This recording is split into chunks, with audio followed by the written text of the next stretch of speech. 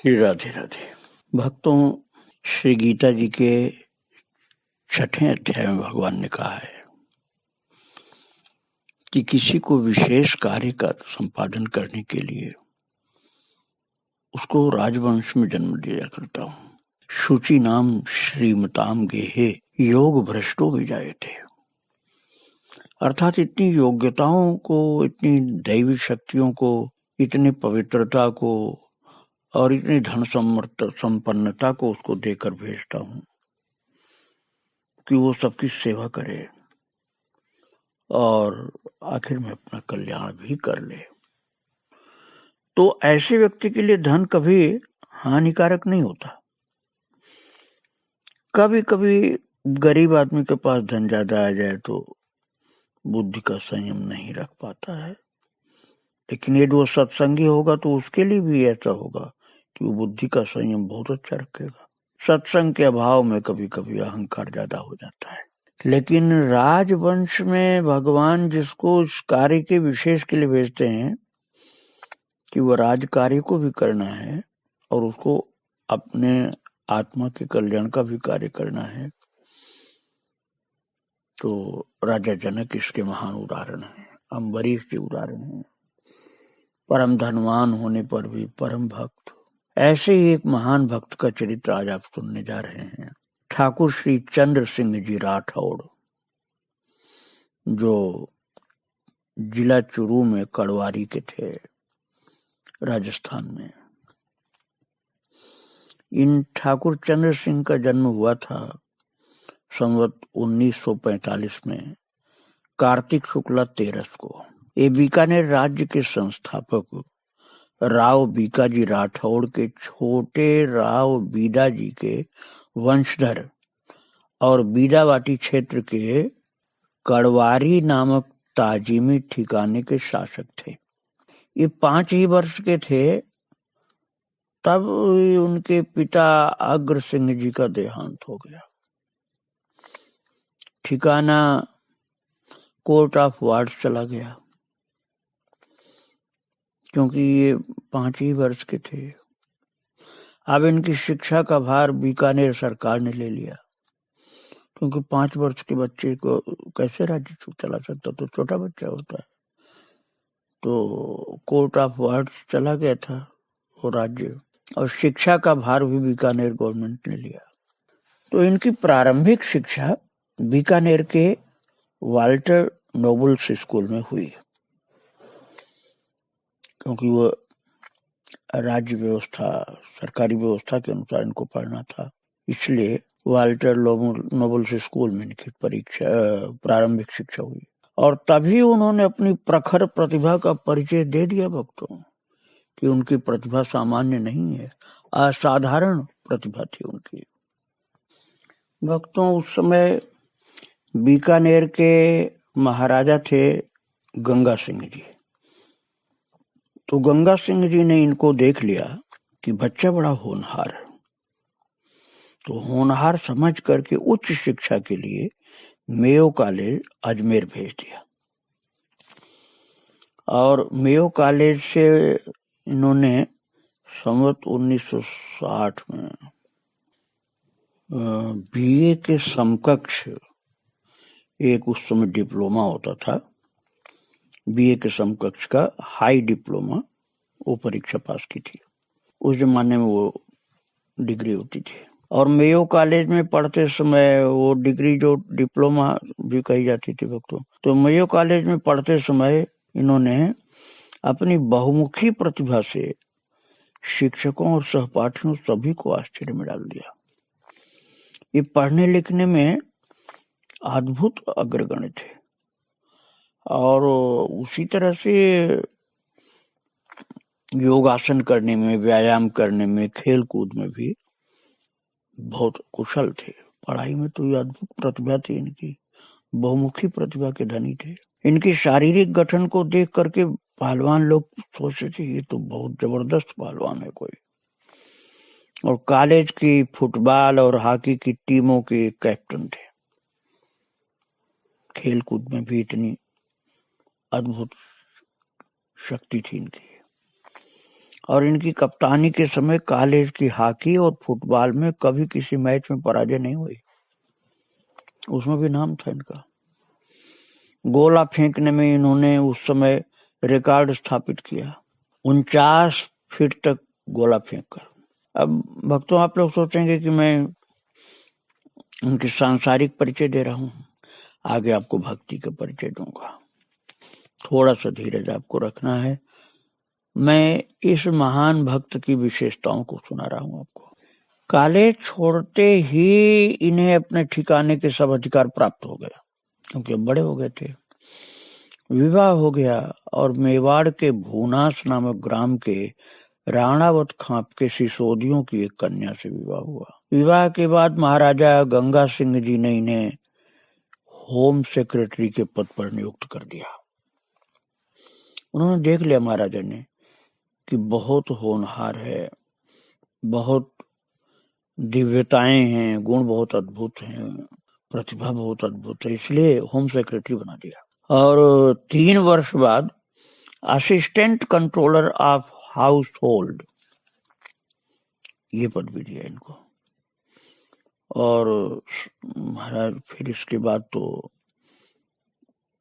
क्या लीला ठाकुर जी की या इनके अपनी प्रज्ञा की बात कि संवत 1972 में इन्होंने सरकारी नौकरी छोड़ दी। कुछ दिन बाद लेजिस्लेटिव काउंसिल के मेंबर हो गए। बीकानेर राज्य में श्री चंद्र सिंह जी को दोहरी ताजीम और हाथ का कुर्ब ये प्राप्त था। तो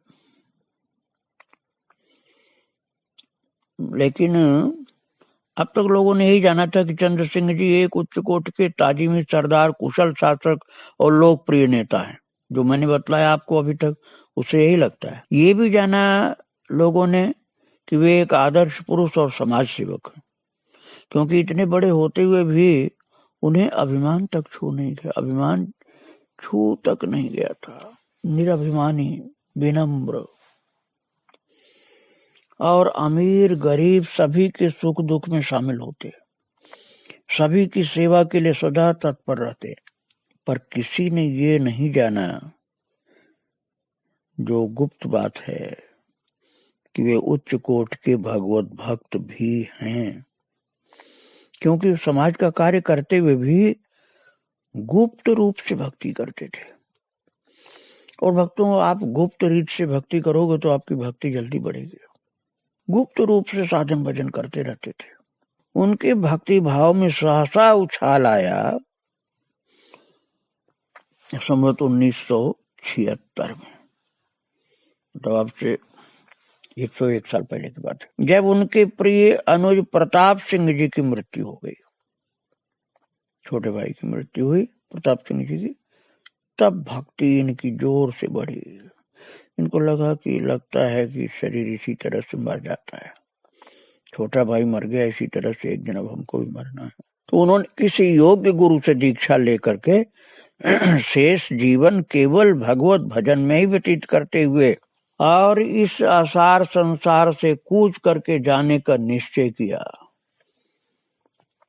ये जीवन तो नष्ट होने वाला, ये तो अशाश्वत है, इसलिए जिसको खत्म होने के पहले इसका लक्ष्य प्राप्त कर लेना चाहिए। और वे गुरु की खोज करने लगे। एक दिन रात में उन्हें स्वप्न में एक महात्मा के दर्शन हुए। महात्मा ने कहा, कल एक महात्मा तुम्हारे पास आएंगे, वे तुम्हारे भजन का मार्ग प्रशस्त करेंगे। और दूसरे दिन सीकर जिले के नरसास ग्राम के गोपाल सिंह जी मेल का कछवाहा के पुत्र किशन सिंह, जो अब किशन दास जी भी कहे जाते थे,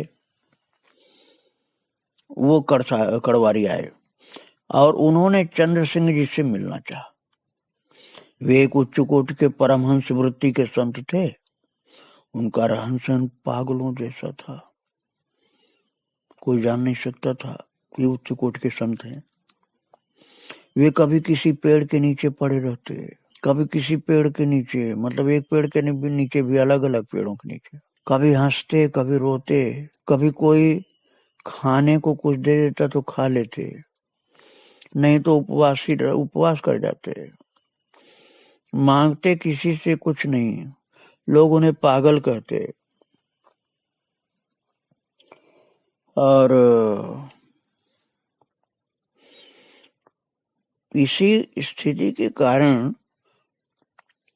नौकरों ने उन्हें चंद्र सिंह जी से मिलने को मना कर दिया, बाबा को, कि नहीं चंद्र सिंह से नहीं मिलो, क्योंकि नौकरों ने समझा कि ये बाबा तो पागल सा है, ये बाबा पागल है, पागल को क्यों राजकुमार जी से मिलाया जाए। तो मना करते समय उन्होंने सुन लिया, पूछा कौन है, तो किशन सिंह बोले, ये नौकर ने उत्तर दिया कि ये पागल है कोई। चंद्र सिंह जी ने कहा आने दो, क्योंकि स्वप्न में उनको एक संत ने कहा था ना, एक संत तुम्हारे पास आएंगे। तो महाराज चंद्र सिंह ने समझा कि पागल नहीं होंगे, वही महाराज जी संत होंगे जिनके लिए स्वप्न में मुझे आदेश मिला था। और उनके आते ही चंद्र सिंह जी को लगा कि उनकी अर्धबाह्य दशा है, मन किसी अलौकिक भाव राज्य में डूबा हुआ है। उन्हें आदर पूर्वक बैठा करके तब भगवत चर्चा चालू किया। तो भगवत चर्चा जब चलाए महाराज, तो भागवत के श्लोकों को धारावाही रूप में बोलते गए और भागवत के श्लोक बोलते बोलते समाधिस्थ हो गए वो महाराज जी जो आए थे। और चंद्र सिंह जी ने उन्हें परम भागवत के रूप में पहचान लिया और अब उनके चरणों में पढ़ करके उनसे दीक्षा देने को कहा। तो दर्शन तो दिया महाराज, लेकिन दीक्षा देने में टाल मटोल करने लगे और बिल्कुल ही मना कर दिया कि नहीं दीक्षा देने नहीं, हम तो दर्शन देने आए हैं। और जाते समय श्रीमद् भागवत और श्री चरणदास जी महाराज कृत भक्ति सागर, ये 2 ग्रंथ पढ़ने का आदेश दिया कि भागवत पढ़ो और भक्ति सागर पढ़ो। दूसरी बार फिर आए तो फिर चंद्र सिंह जी ने दीक्षा देने का आग्रह किया और कहा कि मैं चरणदास जी का भक्ति सागर पढ़कर उनसे बहुत प्रभावित हुआ हूँ महाराज जी, उन्हीं की शिष्य परंपरा में दीक्षित होना चाहता हूँ, इसलिए आप मुझे दीक्षा देने की कृपा अवश्य करें। तब किशन सिंह जी ने उनसे अपने गुरु दिल्ली के प्रसिद्ध चरणदासी संत श्यामदास जी से दीक्षा ले लेने को कहा। महाराज जी संत जो थे, किशनदास भी कहे जाते थे, किशन सिंह जी भी कहे जाते थे, उन्होंने कहा कि दिल्ली में जो संत हैं चरणदास जी की परंपरा में, श्यामदास जी, उनसे दीक्षा लो। और चंद्र सिंह जी शीघ्र ही दिल्ली जाकर उनसे दीक्षा ले आए। दीक्षा के पश्चात तीर्थ यात्रा को निकल पड़े। ब्रजमंडल के प्रमुख स्थानों के दर्शन कर सुखताल, डहरा, सरसकुंड, जयपुर भ्रमण करते गए, दर्शन करते गए, अनेक संतों के दर्शन किए। फिर ठिकाने का सारा काम काज अपने सुयोग्य पुत्र कुंवर किशोर सिंह जी को सौंप करके स्वयं गुरुदेव की बताई प्रणाली के अनुसार भजन साधन में जुट गए महाराज। भक्तों, थोड़े ही समय में एक संत के रूप में इनकी ख्याति चारों ओर फैल गई। छात्र धर्म एक पत्रिका होती थी उस समय, तो उस पत्रिका के अक्टूबर सन 1940 के अंक में उनके संबंध में एक लेख छपा जिसका शीर्षक था आदर्श जीवन। लेख में उनकी दिनचर्या प्रकाशित की गई थी।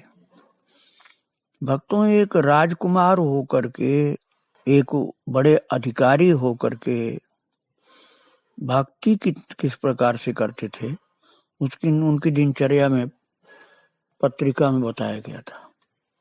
वो मैं आपको सुनाता हूँ।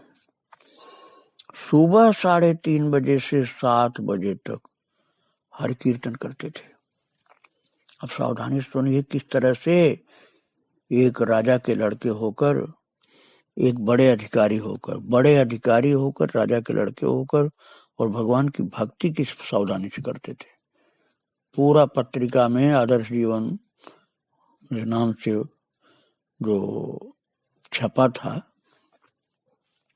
पत्रिका का नाम था छात्र धर्म, और आदर्श जीवन में उस शीर्षक में इनका लिखा हुआ था कि 3:30 से 7 बजे तक तो हरि कीर्तन करना इनको रोजाना।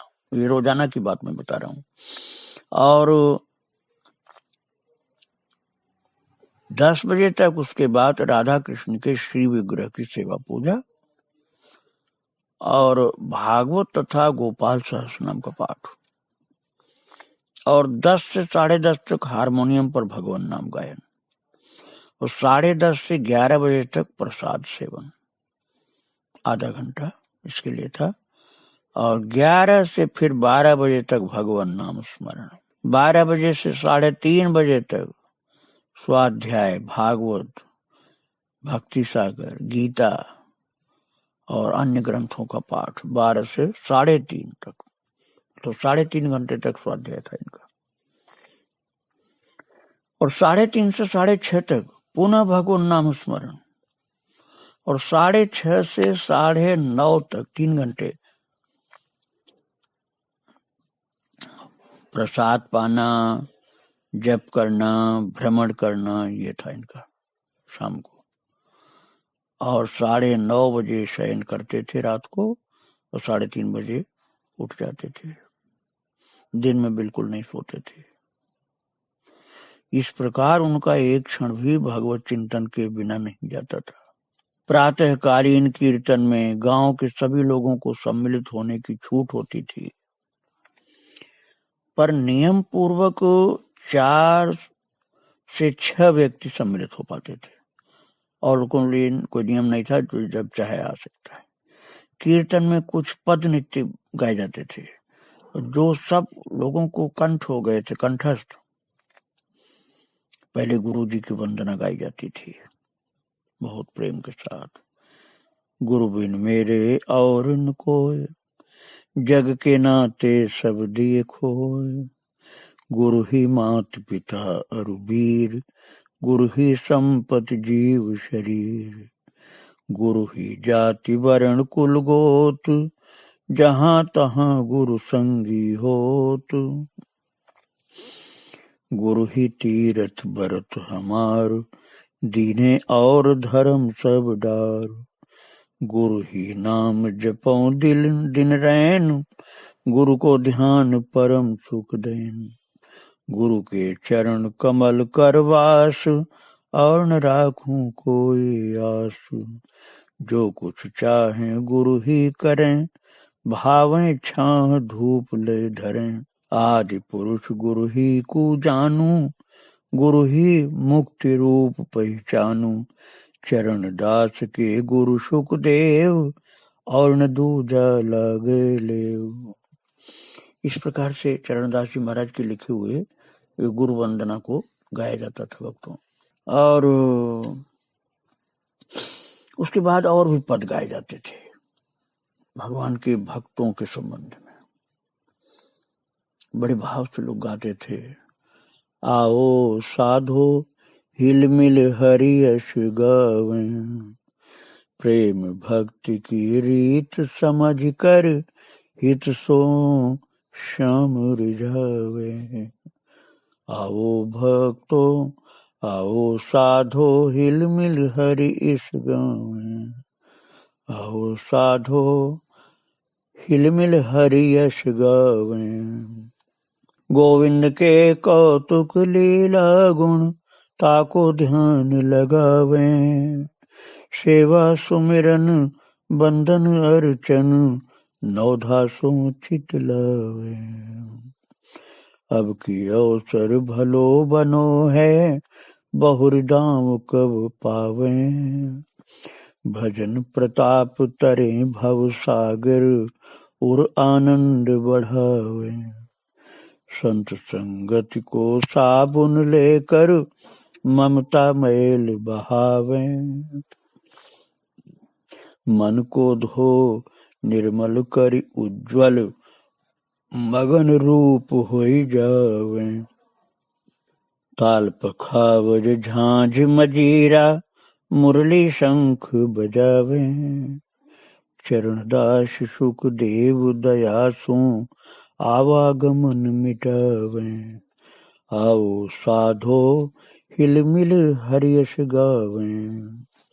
प्रेम भक्ति की रीति समझ कर हित सु श्याम रिझावे। आओ साधो हिलमिल हरियस गावे। इस पद को बड़े भाव से सब लोग मिल करके गाते थे। ठाकुर चंद्र सिंह जी राठौड़ गाते थे और उनके पीछे और सब भक्त लोग गाते थे। महाराज इतने उच्च कोट के संत के रूप में हो गए थे, लोग उनको राजा भी मानते थे, संत भी मानते थे। अब इनके चरित्र की बातें कुछ और हैं जो कल मैं आपको सुनाऊंगा। आज यही इन भक्तराज चंद्र सिंह जी राठौड़ के चरणों में प्रणाम करके विराम दे रहा हूँ। श्री राधे राधे। जय श्री राधे।